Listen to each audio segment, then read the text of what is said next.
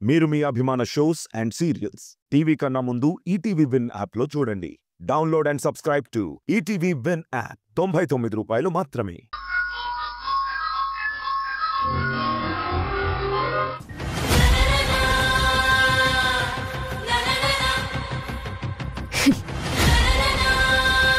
యష్కి ఇవ్వాల్సింది ఇచ్చేశాను.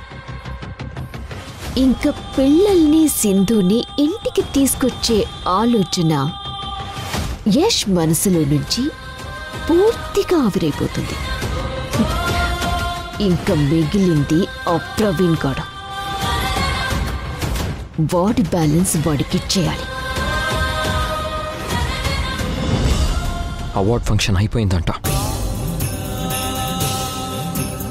ఇప్పుడు నేను వెళ్ళిన ప్రయోజనం లేదు.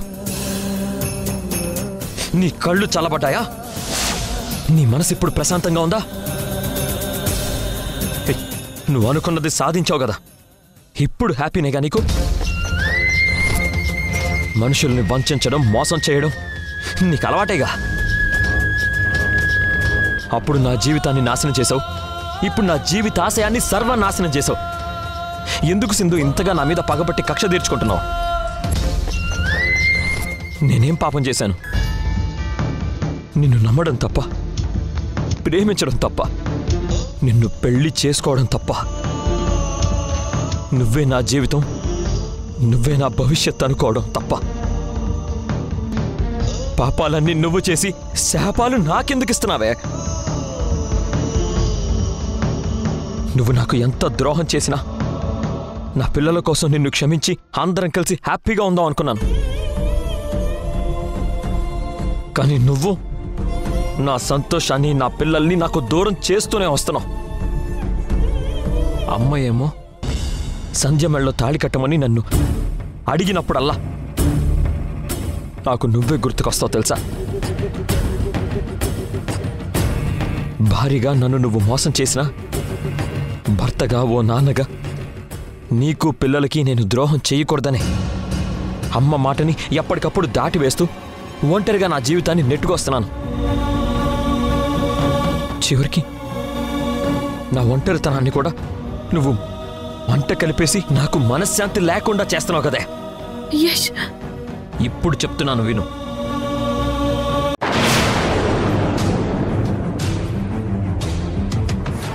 నువ్వు భార్యగానే కాదు, ఈ రోజు నుంచి నా దృష్టిలో నువ్వు ఒక మనిషిగా కూడా చచ్చిపోయావు. ఛై, నీ మొహం చూస్తేనే నాకు అసహ్యం వేస్తుంది.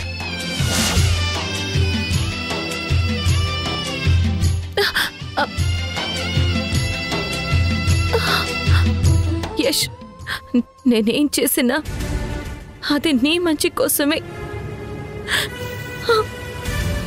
ఇప్పుడు నువ్వు నన్ను కొట్టినా, అసహించుకున్నా పర్వాలేదు. దానికి నేనేం ఫీల్ అవ్వను. ప్రాణాపాయం నుంచి నిన్ను నేను కాపాడుకోగలిగాను. ఆ తృప్తి చాలు నాకు.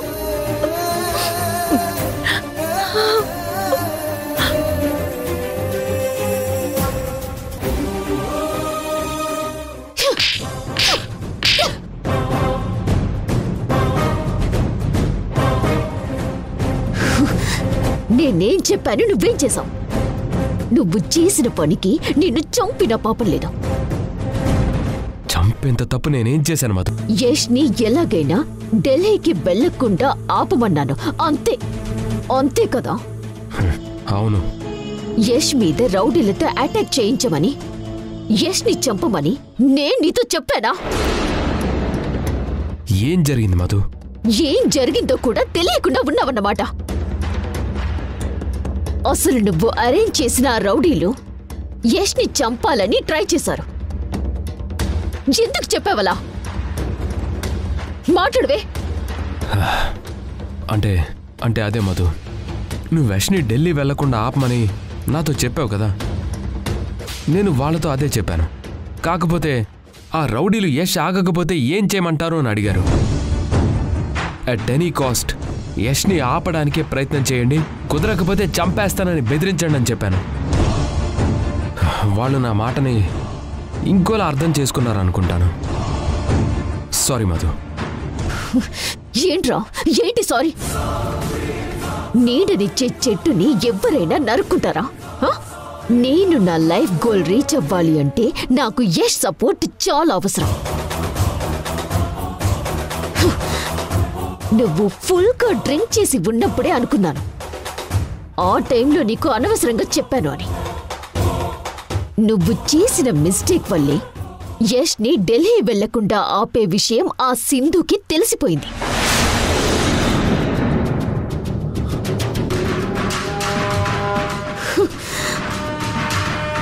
సింధుకి తెలియడం కూడా ఒకందుకు నాకు మంచి జరిగింది. ఎలా? ఢిల్లీకి వెళ్తే యష్కి ప్రాణాపాయం ఉందని తెలిసి సింధు యష్ని ఎయిర్పోర్ట్కి వెళ్లకుండా ఆపి రాత్రంతా కాపలా కాసింది.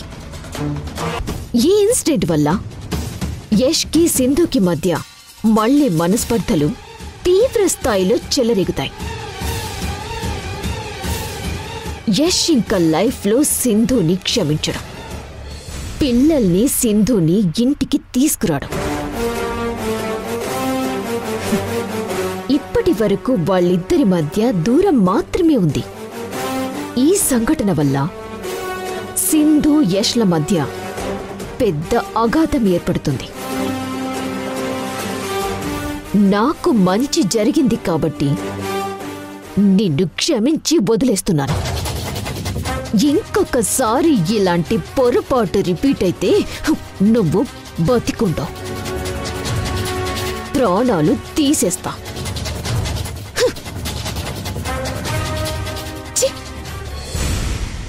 నా కొడుకుని ఆ సింధు ఏం చేసిందో ఏంటో, వాడు ఇంతవరకు ఇంటికే రాలేదు.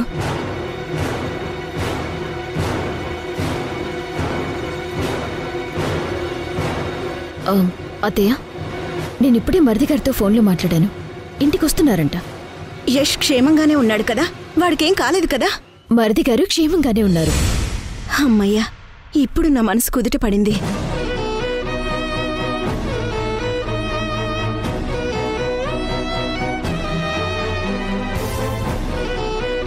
రే యష్. యష్ నాన్నా, యష్ నువ్వు ఓకే కదా? ఓకే అన్నయ్య. నీకేం కాలేదు కదబ్బే? ఏం కాలేదు. మీరు ఢిల్లీ వెళ్ళలేదని తెలిసిన దగ్గర నుంచి మీకు ఏమై ఉండదోనని మేము ఎంత కంగారు పడ్డాం అల్లుడు గారు. అసలు ఇంతకీ ఏమైందిరా? ఆ సింధు నన్ను అవార్డ్ ఫంక్షన్కి వెళ్లకుండా ఆపేసింది నాన్న.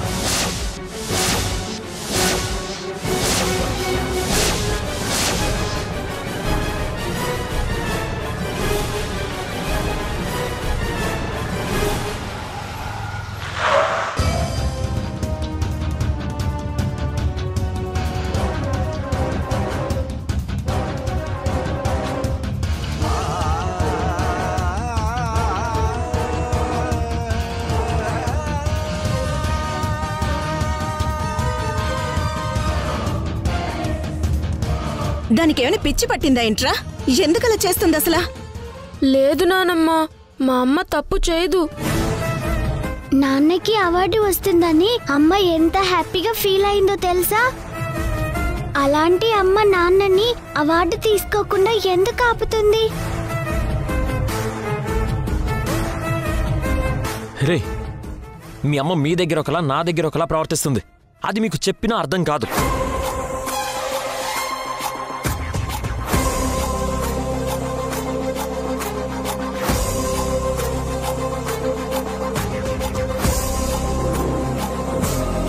అదిగో మీ అమ్మ వచ్చింది కదా, మీరే అడగండి మీ నాన్నని అవార్డు తీసుకోకుండా ఎందుకు ఆపిందా అని.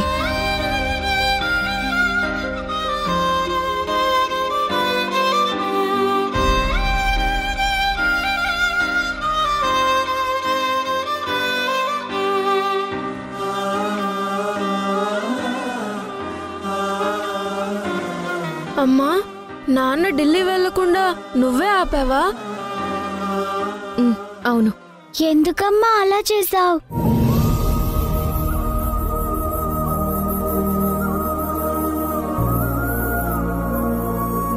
అసలు ఏం జరిగిందంటే,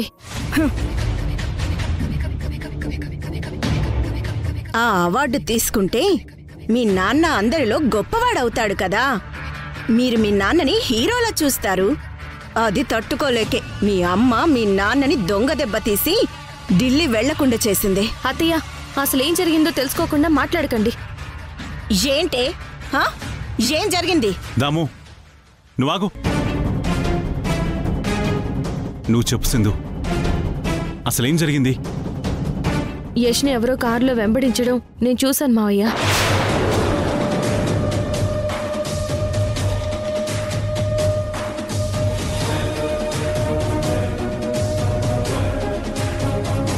వాళ్ళ మాటల్లో యష్కి ప్రాణాపాయం ఉందని నాకు అర్థమైంది. ఆ విషయం యష్కి చెప్దామని ఎన్నిసార్లు ఫోన్ చేసినా లిఫ్ట్ చేయలేదు. వెంటనే మీ ఇంటికొచ్చి విషయం చెప్పాను. అయినా అత్తయ్య నమ్మలేదు. యష్ని ప్రమాదం నుంచి నేను కాపాడుకోవాలనే అలా చేశానే తప్ప అవార్డు తీసుకోకుండా ఆపాలన్న ఉద్దేశంతో కాదు. నన్నెవరు వెంబడించారు? ఎవరో చెప్పు. కొంపతీసి నా పేరు చెప్పిస్తుందా ఏంటి?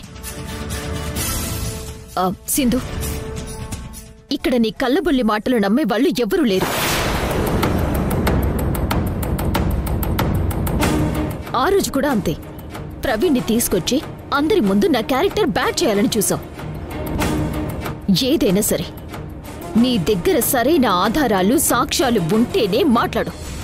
లేదంటే లేనిపోని మాటలు చెప్పి కట్టుకథలు మాత్రం అల్లకు. నిజమక్కా, ఉన్నవి లేనివి చెప్పడంలో సింధుది అందవేసిన చే. తిమ్మిని బమ్మిని బమ్మిని తిమ్మిని చేయగల సిద్ధహస్తురాలు. సాక్ష్యాలు ఆధారాలు లేకపోయినంత మాత్రాన నిజాలు అబద్ధాలు కావు మధు. తప్పు చేసిన వాళ్ళు తప్పకుండా ఏదో ఒకరోజు బయటపడతారు. నేను బయట పెట్టిస్తాను. ఇంకాపుతావా?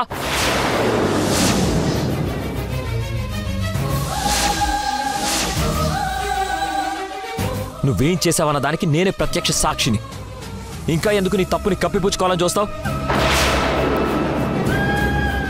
చూడండి, మీ అమ్మ విషయంలో నేను కోపంగా ఉన్నా, మీ విషయంలో మాత్రం నేను ఎప్పుడు మంచి నాన్నగానే ఉన్నాను.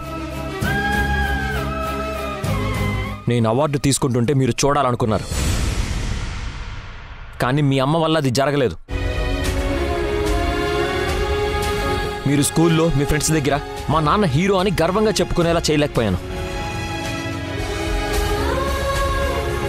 అందుకు సారీ చెప్తున్నాను.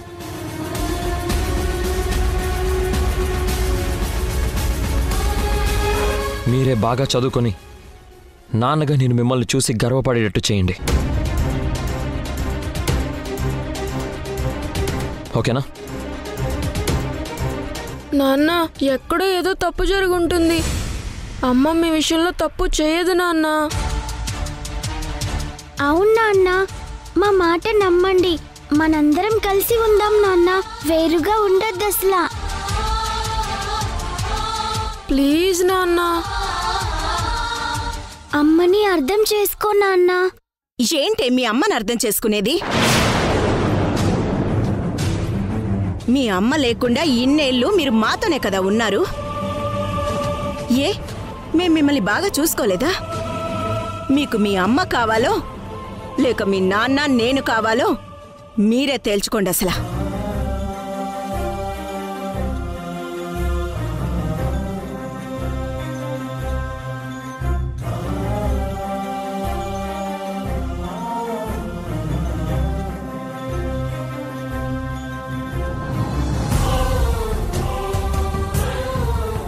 పిల్లల్ని బాగానే మాయ చేశావే, ఇంకా ఇక్కడుండేం చూస్తున్నావే?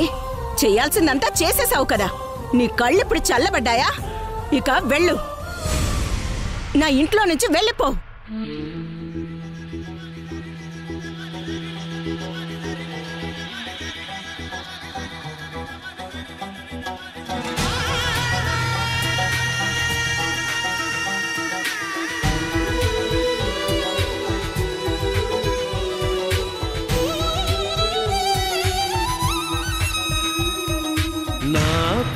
ప్రాణం నీవు అని తెలుసా ఓ ప్రేమ నా నేరం ప్రేమని తెలుసా నీకైనా కలలు చితిమంటై మనసే ఉలికి పడుతున్నా చిలిపి చిరుగాలై చెలియా ఎదురు చూస్తున్నా ఎగసే విరహాన బతుకే బరువైనా విడిచిపోలేనుగా నా ప్రాణమా నా ప్రాణం నీవు అని తెలుసా ఓ ప్రేమ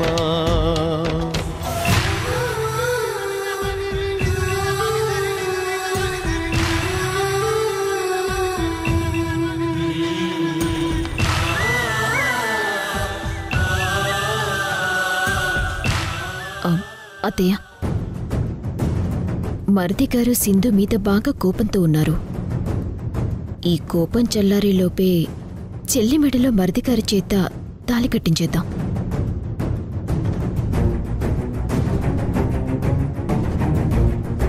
అప్పుడు ఆ సింధు తల పొగరు మొత్తం దిగిపోతుంది.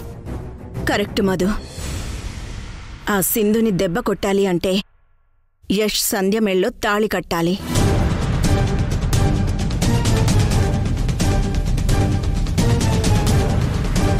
కన్యాకుమారి, వదినా, పెళ్లికి కావలసిన ఏర్పాట్లేవో చూడు.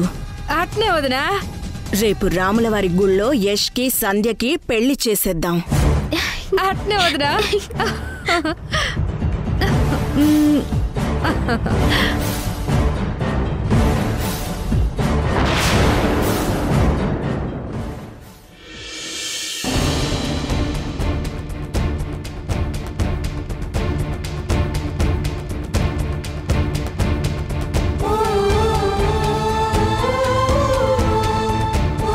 రిషి, శశి, ఏమైంది? ఎందుకు ఇంటిని అలా చూస్తున్నారు? చిన్నప్పటి నుంచి నేను శశి ఈ ఇంట్లోనే నాన్న, నానమ్మ, తాతయ్య అందరితో పాటు హ్యాపీగా కలిసి ఉండేవాళ్ళమమ్మా. మళ్ళీ ఇప్పుడు అందరితో పాటు మనం కలిసి ఉండటం కుదరదా అమ్మా? నేను రిషి నీకోసం నీ దగ్గరకు వచ్చేసాము. నాన్న, నానమ్మ మాకు దూరం అయిపోయారు. మాకు అమ్మ కావాలి అనుకుంటే నాన్న వాళ్ళని వదులుకోవాలి. నాన్న వాళ్ళు కావాలనుకుంటే అమ్మగా నువ్వు మాతో ఉండవు. మనమంతా కలిసి ఒకే ఇంట్లో సంతోషంగా ఉండే రోజు రాదా అమ్మా?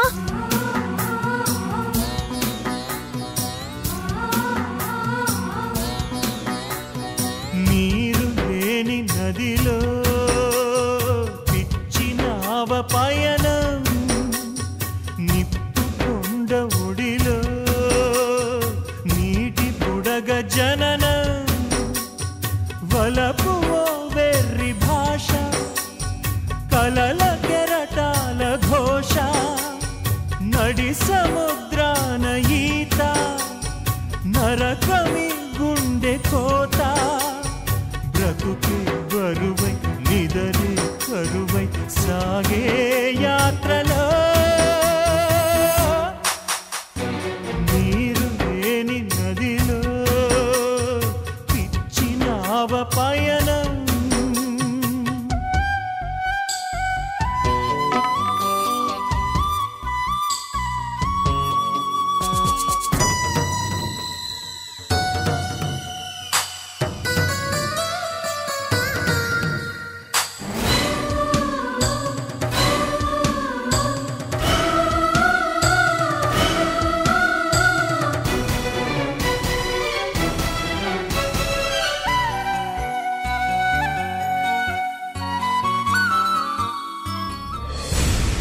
రిషి, శశి, ఈ ఇంటి సాక్షిగా చెప్తున్నాను మీకు, మనం మళ్ళీ మీ నాన్న నానమ్మ తాతయ్య అందరితో పాటు ఇదే ఇంట్లో కలిసి ఉంటాం. ఆ రోజు త్వరలోనే వస్తుంది. అమ్మగా నేను మిమ్మల్ని ఈ ఇంటికి మళ్ళీ తీసుకొస్తాను. ఆ దేవుడే ఏదో ఒక మార్గం ఖచ్చితంగా చూపిస్తాడు.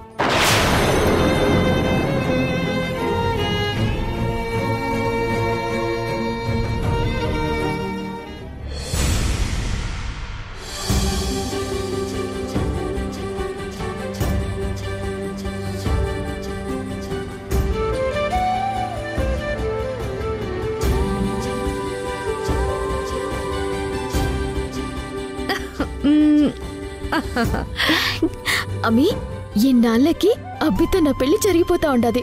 ఇప్పుడు నాకు ఎంత సంతోషంగా ఉండదో తెలుసా? నీకేనా అమ్మి? నాకు కూడా చాలా ఆనందంగా ఉండదు. నీ పెళ్ళి అన్నప్పుడల్లా ఏదో ఒక ఆటంకం వచ్చి ఆగిపోతా ఉండేది. ఈ రోజుకి మంచి ముహూర్తం కుదిరి నువ్వు ఇంటి కోడలు కాబోతా ఉండవు. చెల్లి, పెళ్లి కూతురు గెటప్లో నువ్వు బాలే ఉన్నావు. ఈ రోజు నుంచి ఈ ఇంటి చిన్న కోడలిగా నీకు ప్రమోషన్ రాబోతుంది. ఇదంతా నీ వల్లే అక్క. నీ సపోర్ట్ వల్లే నేను అబ్బికి భార్యని కాబోతా ఉండాను. మధు, నీ రుణం ఎప్పటికీ తీర్చుకోలేము. అమ్మా, ఆయన వాళ్ళ మధ్య ఉండాల్సింది అనుబంధాలు, రుణాలు కాదు.